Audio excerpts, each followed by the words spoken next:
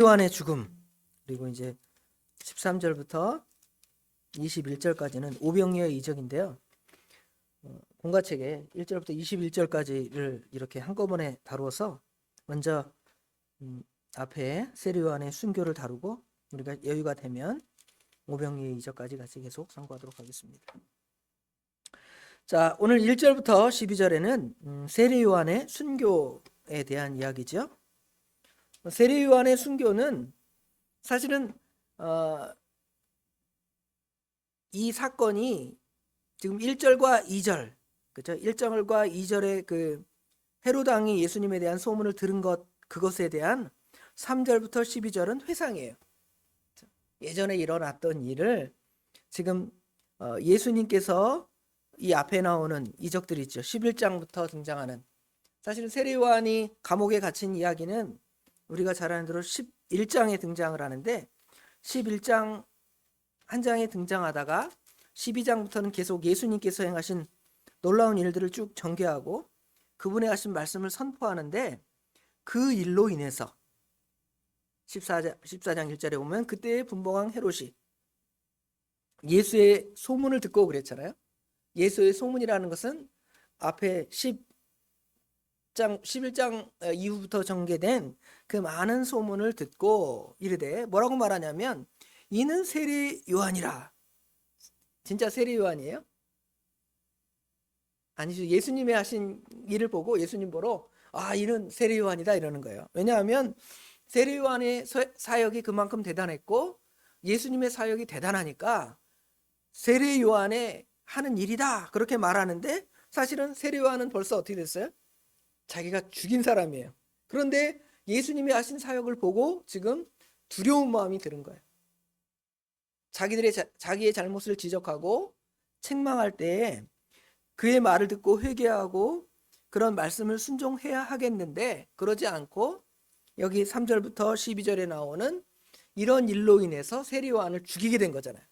세례 요한을 죽였는데 세례 요한보다 더 강력한, 세례 요한은 위대한 선지자이지만 예수님은 하나님의 아들이시잖아요. 그렇죠? 그 대단한 일을 보고 깜짝 놀란 거예요. 세례 요한이 죽었다 살아났다 이러는 지금 반응을 보이고 있는 겁니다.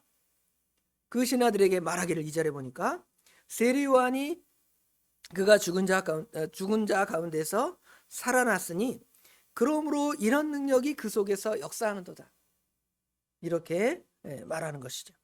그러면서 이제 세례 요한의 이야기로 돌아가를 갑니다. 세례 요한의 이야기로 돌아가는데요. 3절부터 보면, 전에 헤롯이 그 동생 빌립의 아내 헤로디아의 일로 요한을 잡아 결박하여 옥에 가두었더니, 이는 요한이 헤롯에게 말하되 당신이 그 여자를 차지하는 것이 옳지 않다 하였음이라 그랬죠. 세례 요한의 사역은 예수님의 오실 길을 준비하는 사역이었습니다. 마태복음 3장부터 4장 예수님이 사역을 시작하기 전까지의 그 기간에는 세례 요한이 예수님보다 6개월 먼저 이 세상에 와서 예수님의 사역 공생애를 시작하기 전에 많은 하나님의 능력의 말씀들을 선포하고 회개를 선포하는 말씀을 전했음을 볼 수가 있습니다. 그리고 그의 삶은 어떤 삶이었냐면 메뚜기와 석청을 먹는 아주 경건하고 청빈한 삶을 살았음을 우리에게 가르쳐주고 보여주는 것이죠. 그런데 이제 그의 삶은 단순하게 예수님의 길을 예비하는, 또 신앙적이며 또 경건하며 청빈한 삶을 살아가는 그것에 더해서 오늘 순교의 자리에 선 세례 요한은 더 큰 하나님의 사명을 감당함을 볼 수가 있습니다. 세례 요한은 어떤 마음을 또 그 마음 안에 품었냐면, 하나님의 말씀, 그것이 아닌 것들에 대해서 강하게 책망하고 가르치는, 불의에 대해서 참 진리와 정의를 가르쳐주는 그 사명을 또 감당했음을 볼 수가 있습니다. 여기 3절에 보면, 전에 헤롯이 그 동생 빌립의 아내 헤로디아의 일로 요한을 잡아두었다 그랬죠. 그런데 요한이 왜 이렇게 감옥에 갇히게 되었냐면, 요한이 헤롯에게 말하기를, 왕에게 말하기를 당신이 그 여자를 차지한 것이 옳지 않다. 이렇게 말했기 때문입니다.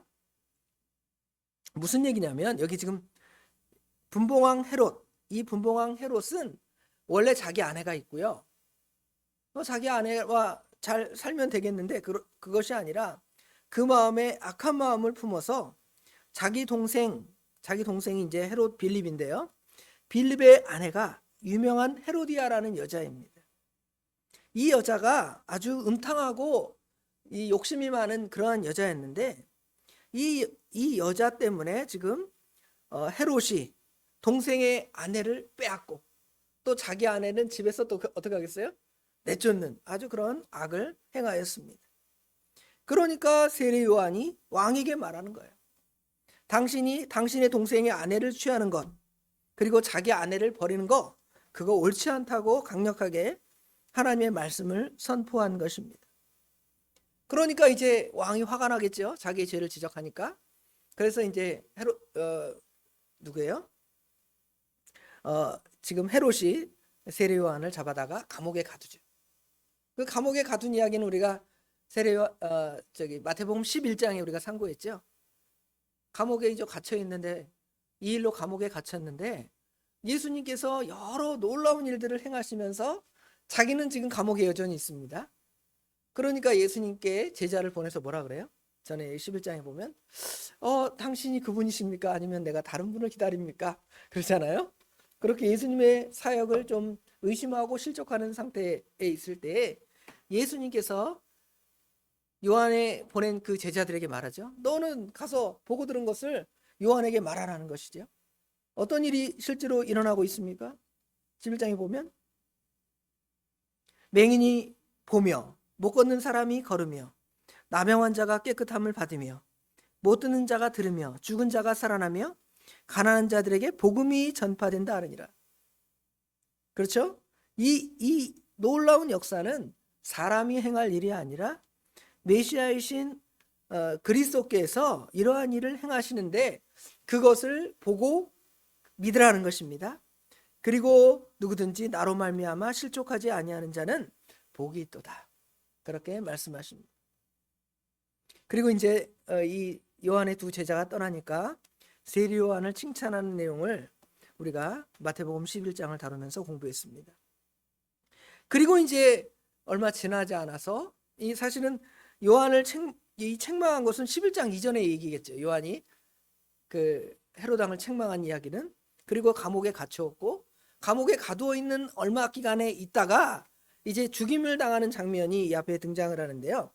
이렇게 책망을 하니까 헤롯이 요한을 죽이고 싶지만 사람들이 이스라엘 백성들이 세례 요한을 너무 뛰어난 훌륭한 선지자로 믿기 때문에 그들을 두려워해서 여론을 두려워하는 것이죠.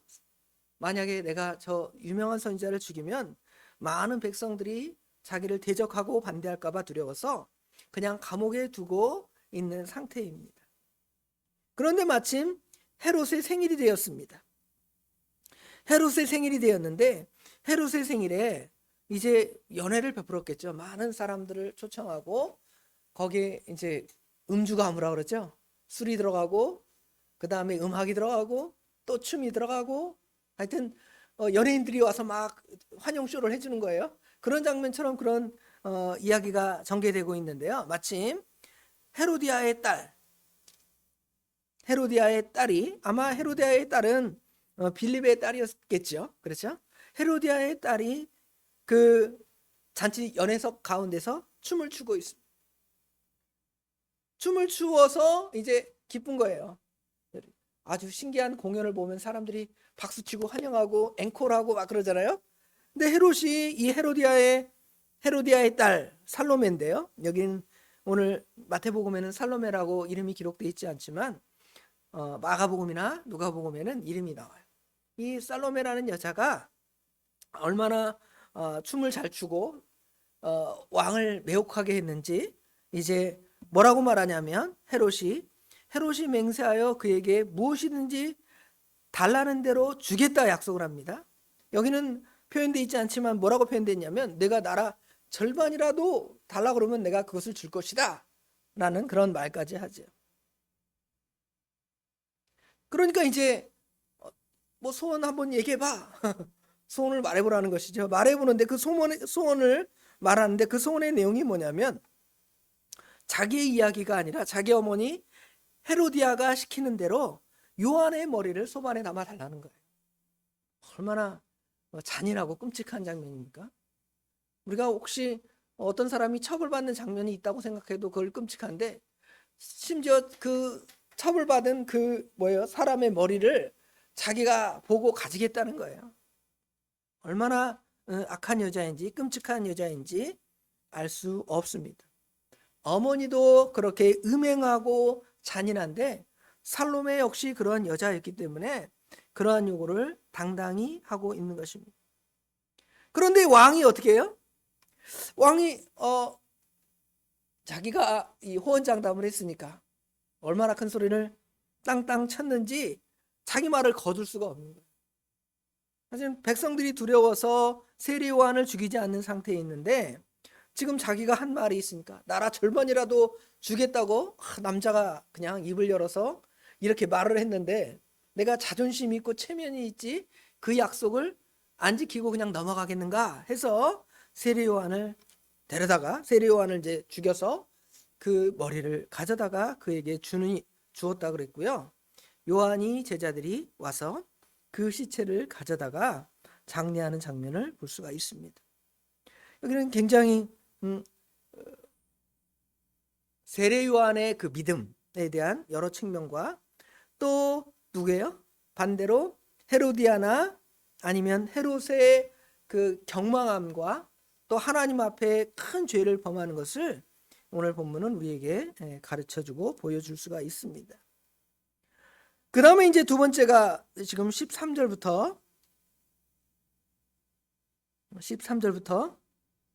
21절까지는 오병이어의 이적입니다.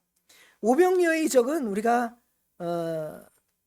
많이 들었던 말씀이고 또 오병이어의 이적의 진정한 의미들은 사실은 마태복음 14장에 있는 말씀보다 요한복음 6장에 등장하는 결국은 이 일 후에 예수님께서 이 오병이어의 이적이 가르쳐주는 참된 의미, 예수님께서 생명의 떡 되심에 대한 의미를 전개하는 말씀으로 이어지는데 오늘 마태복음에는 오병이어의 기적에 대한 그 사실을 더 기사화하는 내용으로 볼 수가 있습니다.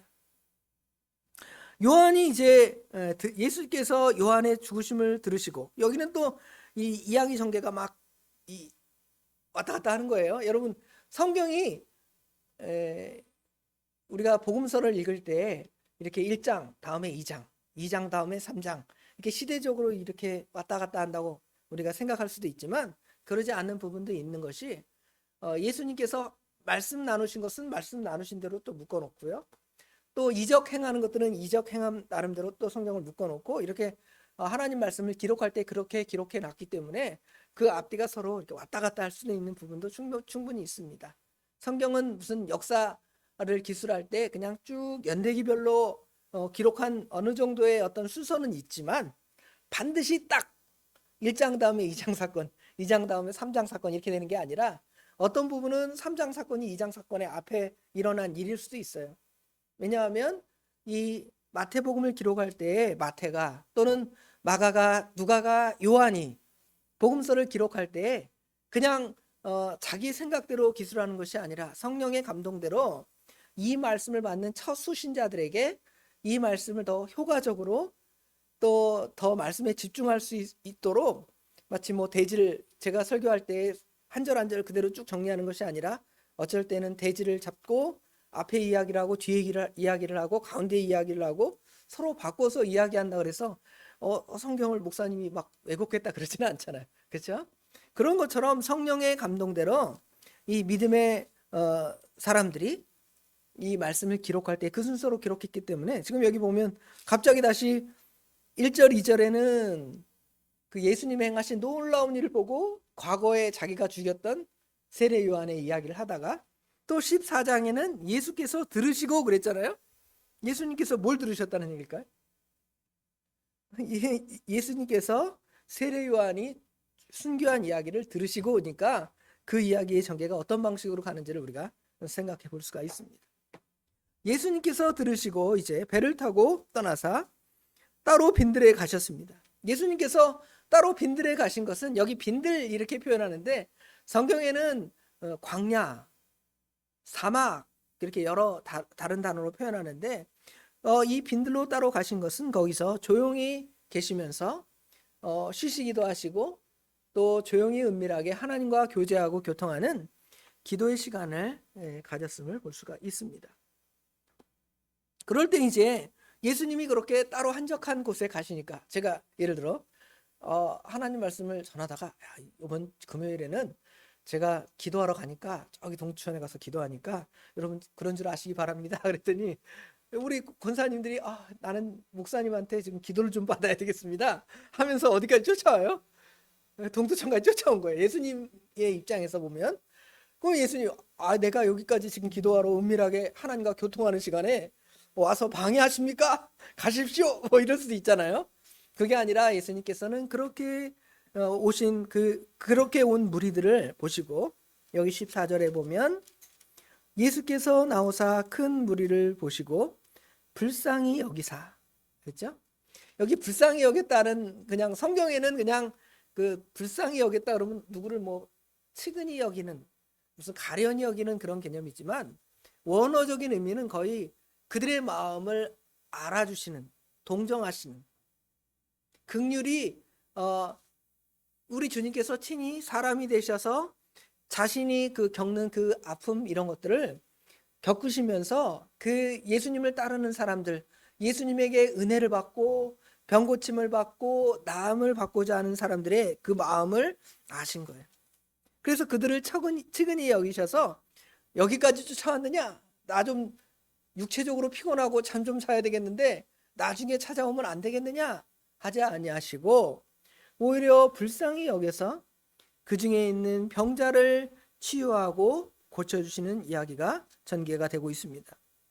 그러면서 이제 이런 사람들이 많고 무리가 많고 또 그들에게 또 하나님의 말씀 천국의 복음을 많이 선포하실 때에 이제 그런 일이 벌어지니까 시간이 또 지나가겠죠.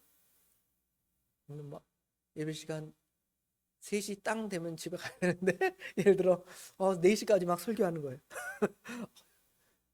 그리고 5시, 6시까지 예를 들어 선교했다고 봅시다. 그럼 이제 이 사람들이 다 집에 가야 되는데 뭐 지금이야 여러분 차 타고 금방 가고 여러분의 집도 가깝지만 지금 예수님을 따라온 사람들은 아마 예수님을 따라오면서 먼 곳까지 따라왔을 뿐만 아니라 집에 돌아가려 하면은 기력이 다하고 힘이 다해서 가서 어떻게 될지 몰라요? 탈진해서 쓰러질지 몰라요. 그러니까 예수님께서 그들을 불쌍히 여기면서 그들을 어떻게 할까 하는 그런 마음을 갖고 있는 거예요. 그런데 그때 제자들이 그러는 거예요. 저녁이 되면 제자들이 예수님께 나와서 말씀합니다. 이곳은 빈들이요. 이곳은 광야 같은 곳이고요. 때도 이미 저물었으니 아마 저녁 늦게 정도가 됐을지 모르겠습니다. 그래서 이제 이들을 여기 계속 두면 이들이 안 되겠잖아요. 그러니까 빨리 이제 집으로 돌려 보내셔서 그들로 하여금 그 음식을 살 수 있는 곳에 가서 음식을 먹든지 아니면 집에 돌아가서 밥을 잘 챙겨 먹도록 그냥 해야 되겠습니다 하고 예수님께 말하니까 예수님께서 그들에게 말씀하시는 거죠. 16절에 예수께서 이르시되 갈 것 없다. 너희가 먹을 것을 주라. 그들을 떠내 보낼 필요 없이 갑자기 너희가 먹을 것을 주라는 것입니다. 말이 돼요? 우리 인간의 논리로? 우리 식당에서 오늘 점심까지 준비가 됐는데 저녁은 전혀 준비가 안 됐습니다. 너희들 먹을 거 줘라. 지금 아무것도 음식 사는 거 없는데.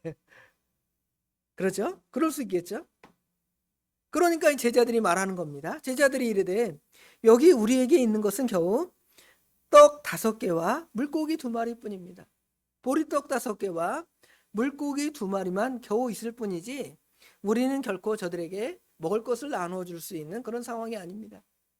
여기 지금 숫자가 어느 정도 되는지를 보면 여기 20절에 보니까 다 배불리 먹고 남은 조각은 12바구니를 차게 거두었으니 먹은 사람은 여자와 어린이 외에 5천 명이나 되었더라 그랬죠. 5천 명이면 여자와 어린이가 적을까요, 많을까요? 더 많을 가능성이 높습니다.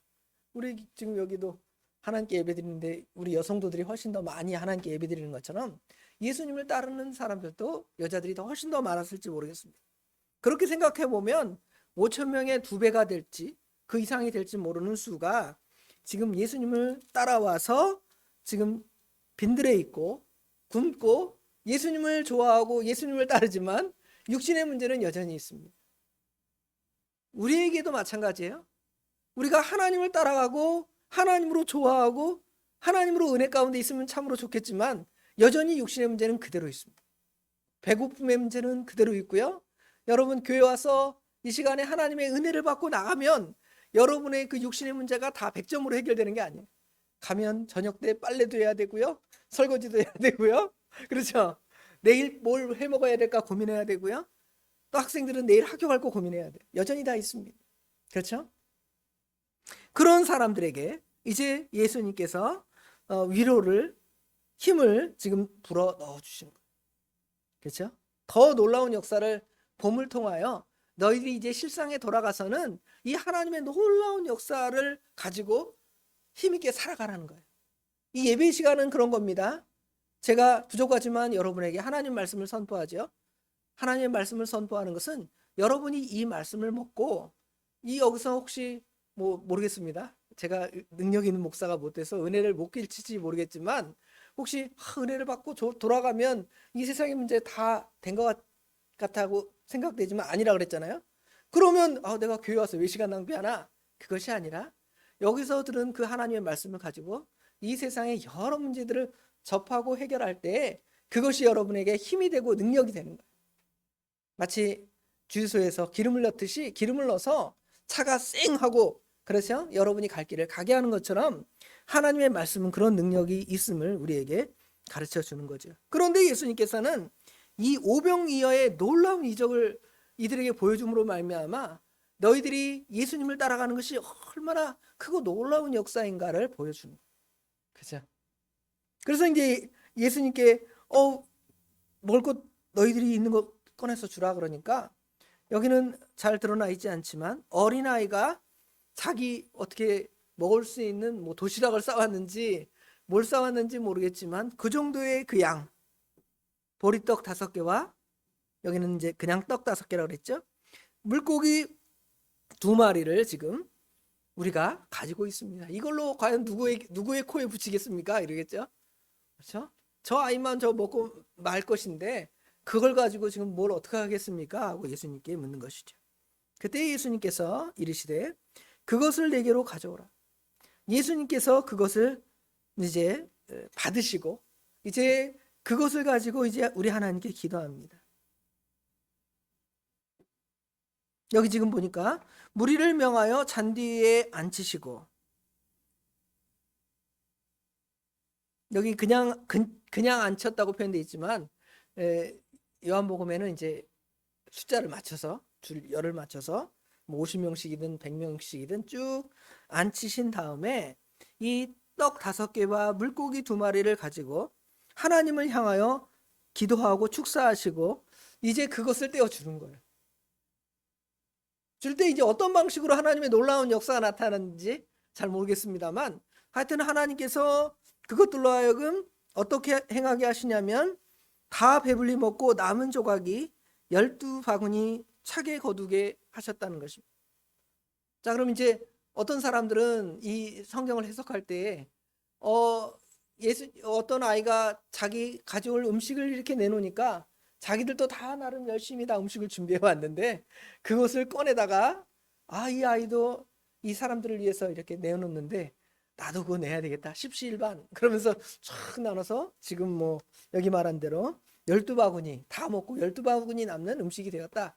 이렇게 성경을 해석하는데 그것은 성경을 이제 인간의 이성적으로 이해가 안 되니까 그렇게 해석하는 것이고요. 성경에는 결코 그 아이 외에 다른 어떤 먹을 것을 모든 사람이 기부해서 나누어 주고 배불리 먹었다는 표현이 없고 순전히 예수님께서 그것을 가지고 축사하신 후에 그것을 떼어 나누어 줄 때 하나님의 놀라운 역사가 나타나서 많은 사람들이 먹는데 그냥 먹는 게 아니에요. 그것을 배불리 먹고 또 심지어 그것을 거두어서 12바구니 차게 두었다고 성경은 우리에게 말씀해 주고 있습니다. 결국 이제 이 하나님의 그 놀라운 역사는 우리가 하나님을 따르고 순종하는 일에 있어서 인간의 문제는 분명히 있습니다. 교회 온다고 우리의 그 경제적인 문제나 우리가 가지고 있는 그 모든 고민의 문제가 단번에 해결되고 그것에 다 답이 나오는 것은 아닙니다. 그럼에도 우리가 하나님을 따라가고 하나님을 섬기는 그 은혜 안에 하나님께서는 늘 말하는 대로 먼저 그의 나라와 그의 의를 구하라. 그리하면 이 모든 것을 너희에게 더하시리라 말씀하신 것처럼 우리에게 필요한 것들을 영육으로 우리에게 공급해 주심을 알 수가 있습니다.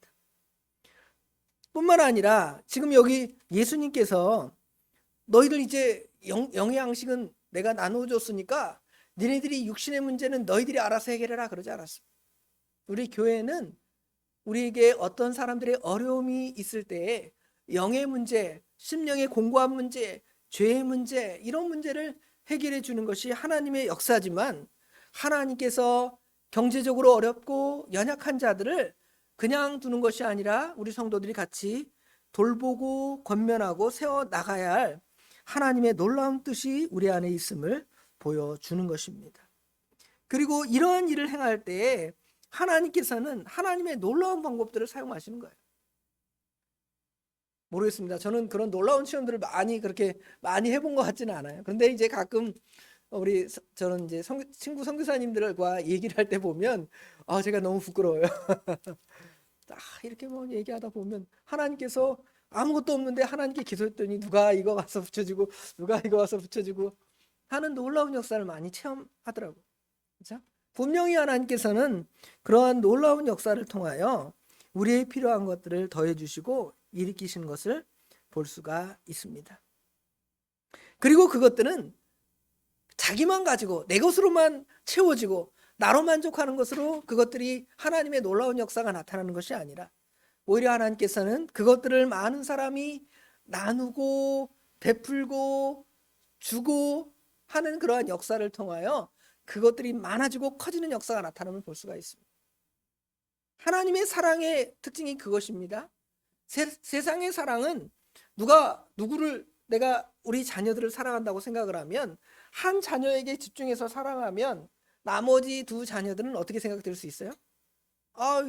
형만 좋아하고 나하고 다른 형은 별로 안 좋아하나 보다. 우리 막둥이가 그렇게 생각할 수 있습니다. 그렇죠? 그러나 하나님의 사랑은 그러지 않습니다. 하나님의 사랑은 나눠주고 나눠주면 그 사랑이 배가 되고 훨씬 더 커지는 게 하나님의 사랑의 역사고 특징입니다. 교회의 사랑도 그와 같아야 돼요. 어디 하나 집중되고 거기에 몰두되고 함몰되고 그 사람에게 사랑만 나눠주는 것이 아니라 하나님의 사랑은 커지고 커져서 나만 사랑받고 끝나는 것이 아니라 하나님의 사랑이 그와 같이 나누어지고 커지는 역사가 있음을 우리에게 이 오병이어의 원리를 분명히 오병이어의 이적을 통해 분명히 보여줍니다. 하나님의 이 경제 원리는 사람의 경제 원리와 달라요. 그렇잖아요. 우리는 있는 것에서 있는 게 나오고 없는 것에서 있는 것이 나올 수가 없습니다. 질량 보존의 법칙. 저는 과학을 잘 못하지만 우리 아이들은 알아요. 거기서 그게 나오는 거지 거기서 어떻게 그게 나옵니까? 말도 안 되는 역사겠지만 하나님의 역사는 이런 인간의 경제의 논리나 또는 우리 인간이 생각하는 그 물리적인 법칙을 넘어서 하나님의 놀라운 더 큰 일을 행하시는 것을 볼 수가 있습니다. 그래서 우리는 이런 하나님의 놀라운 역사를 통하여 하나님이 어떠한 분이시고 하나님이 우리에게 어떠한 일을 행하시는 것들을 찾아 발견해 나가는 것입니다. 그것이 오늘 본문이 우리에게 가르쳐 줍니다. 그러니까 단순하게 이런 놀라운 일이 나타났다. 그것이 아니라 그 뒷이면에 하나님께서 왜 이런 이적을 행하셨고 이 이적을 통하여 우리에게 무슨 말씀을 하시고 우리에게 무슨 영적 유익을 주시는가를 찾아 발견하는 그러한 기회가 돼야 돼. 그렇지 않으면 오해하죠. 예수님께서 이런 일을 행하시니까 이런 사람 뭘로 뽑아야 돼요? 왕으로 뽑아야죠. 대통령 뽑아야죠. 이런 사람 대통령 뽑으면 어떻게 되겠어요? 모든 국민이 다 편하게 살 거 아니에요? 보리떡 5개 물고기 2마리로 그만큼 투자했는데 이만큼의 이적을 얻다니. 이런 인간적이고 물리적인 생각을 하니까 나중에 예수님을 억지로 잡아서 임금 사무려 한다고 요한복음 6장에는 그렇게 설명하잖아요. 그러나 예수님께서는 그렇게 말씀하지 않죠. 내가 너희에게 그런 것들 주려고 온 것이 아니다. 나는 생명의 떡이다. 나를 먹고 내 피를 마셔라. 이 말도 안 되는 이야기들을 막 계속하니까 그 진리의 말씀은 싫어하고 떠나가잖아요. 예수님의 제자들에게 너희도 가려느냐 하고 말할 때 예수님의 제자들이 말하잖아요. 영생의 말씀이 여기 있는데 우리가 누게로 가겠습니까? 하고 예수님이 끝까지 붙여 있는 것을 볼 수가 있는데요. 우리도 이 육신의 문제 분명히 주님께서 놀라운 역사를 통하여 우리의 그 모든 것을 베풀어 주시지만 우리는 그 육신의 문제의 해결에 초점이 되는 것이 아니라 결국은 우리 예수님이 어떠한 분이신가? 예수님은 우리의 그 영의 문제까지도 다 해결하여 주시고 그 문제의 그 그 근본 문제까지 해결해 주시는 그 예수님인지를 이 말씀을 통해 발견하고 그 예수님께 감사하면서 살아가는 저와 우리 옛사람께 모든 성도들이 되시길 주님의 이름으로 축원합니다. 기도하겠습니다. 아버지 하나님, 은혜와 사랑을 진심으로 감사합니다. 오늘 2가지 말씀, 우리 주님께서 요한의 그 죽음에 대한 이야기와 또 오병이어의 이적을 통하여 우리 주님께서 우리에게 하시고자 하신 그 말씀을 같이 깊이 생각해보고 나눌 수 있도록 은혜를 주신 것 감사합니다. 하나의 그냥 놀라운 이적이나 어떤 사람의 어떤 정신, 사상 그런 것들을 배우는 것이 아니라 우리 주님께서 어떠한 분이시며 우리 주님 안에서 오는 참된 그 기쁨과 만족과 아버지 하나님 주님으로부터 오는 모든 기쁨을 받아 누리는 저희들의 삶이 되기에 부족함이 없도록 우리의 삶을 친히 주관하여 주시옵소서. 오늘 거룩한 주일 오전 예배로부터 이 오후 시간까지 하나님께 나와 예배드리며 이 말씀에 집중하게 하신 것 참으로 감사합니다. 아버지 하나님께서 함께하여 주시고 돌아가는 발걸음과 또 일주일의 삶, 이 세상 살아갈 때 우리 하나님께서 그 삶도 모든 것 풍족하게 어려움 없도록 인도하여 주실 줄 저희가 믿습니다. 우리 하나님 도와주셔서 다음 주일에는 모두가 기쁨으로 아버지 하나님 모든 분야에서 영으로나 육으로나 승리의 삶을 살아서 주님께 돌아올 때 기쁨으로 돌아오는 귀한 자리가 될 수 있도록 우리 하나님 인도하여 주시옵소서. 날씨가 오락가락합니다. 우리의 건강 지켜주시고 이 무더위에 우리 주님께서 친히 해가 밤의 달이 낮의 해가 우리를 상하지 못하게 인도하시고 주장하신다고 하셨사오니 우리 삶을 주관하여 주셔서 어려움 없도록 우리 하나님 친히 인도하여 주시옵소서. 모든 것 우리 주님께 맡깁니다. 우리 주님께서 복되게 인도하여 주실 줄 믿사오며 예수님의 이름으로 간절히 기도드리옵나이다. 아멘.